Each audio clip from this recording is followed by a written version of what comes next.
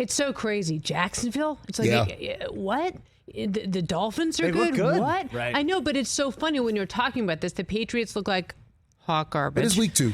Yeah, but it's overreaction. Come on. though. They're I know, awful. but it's I'm week freaking 2. out here. Like this is, you can get those wins, and let me say this. For those of you out there, our audience, you love football, you're going to deal with some ugly primetime games right now because preseasons suck. Yeah. Nobody's playing. This is your preseason in a sense. So these games are games, the first month of the season, these games are games that you try to, if you can come out of here, 3-1, 2-2, and you're a good team, and now you have your identity, fine. But you're gonna see wins happen like you saw. That's what I was just gonna say to you too. How many of these teams are kind of treating September? You have to. Kind of as the preseason. And if you look at Denver, that's a really good example, I think.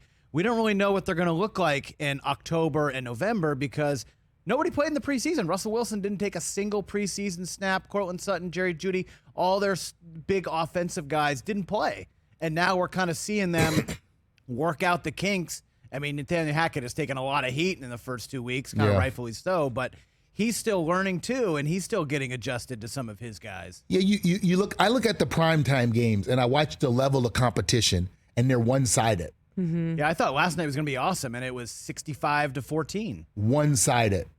It's just like the teams don't. Not only do they not only have they gotten into that much football yet, but they don't have the legs. Yeah. Like you're not conditioned to go out in the game and get behind that many points and okay, we're going to come back. That's why I marveled over what Miami did. I was like, wow. Man, that was impressive. But where's Tua getting all this from? I feel like for so many years it was a question mark coming out of the system in college, and is he any good? But that turnaround, they turned the corner last year. But that turnaround was something haven't seen in a long time. No. Let's back up. They turned the corner last year. Okay. They were a team who turned the corner last year. I mean, they played really good down the stretch. I think they won 8 out of 9. But that comeback is not a normal comeback. No, it's not. It's not. But I'm just saying, as a team, they turned the corner last year, and then they were active in free agency. Man, they went out and they said, no, we want to make a difference, and what they did to get Tyreek, and you put him with Waddle. And that those two right there, that's enough. That's a 1-2 punch. Yeah, and then they went out and got Mostert. They beefed up the backfield, beefed up the offensive line. And I'm just impressed. Their head coach, he seems like he's kind of a difference maker. He's different. It's just the look on the sideline, bro. He's different. Yeah, I'm gonna give him that. Well, he doesn't look like Dan Campbell. You know what I mean? Like there's a big difference between a he former, doesn't look like he should tight be coaching end in Miami, right? Yeah, right. But man, Bills Dolphins this Sunday, that's going to be must watch. I like it. That's going to be a fun I like it. I don't. watch. And I'm saying I'm gonna put it out there. I don't know if the Dolphins is ready for that smoke, but we gonna find out. Like if they. And I'm not saying the Dolphins have to win the game. If it's a competitive game, because listen, Buffalo, they've been coming out.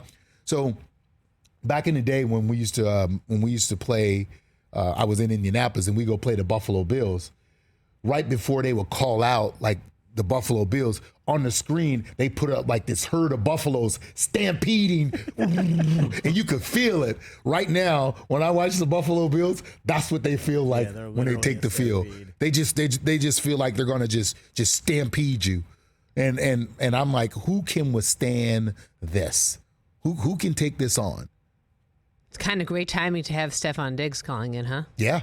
I mean, we couldn't have stepped in it better, right? Good way to put it. Perfect. That's why they pay me the big bucks. They couldn't. That was a classy way to bring up how he's calling in soon. But Rich was so funny. He's like, last week he was so upset. Stephon Diggs supposed to call in, couldn't call in. He's calling in for Snickers. But I think you're going to get him next Tuesday. Should be a good game. Thanks, Steph. Appreciate it. Looking forward to having you calling in the top of hour 2. But perfect. Yeah, I mean, you're right. They are the Buffalo stampeding, and you can feel something coming. Don't you think, Chris? For so many years, especially as a Patriots fan, you're like, the Bills, whatever. Now it's like, the Bills. Yeah, I don't want to play the Bills ever. And, No. and it stinks because, like, they're the rival of a team that I like. But Josh Allen is so great. He's so likable. He's so fun to watch. You just see him out there.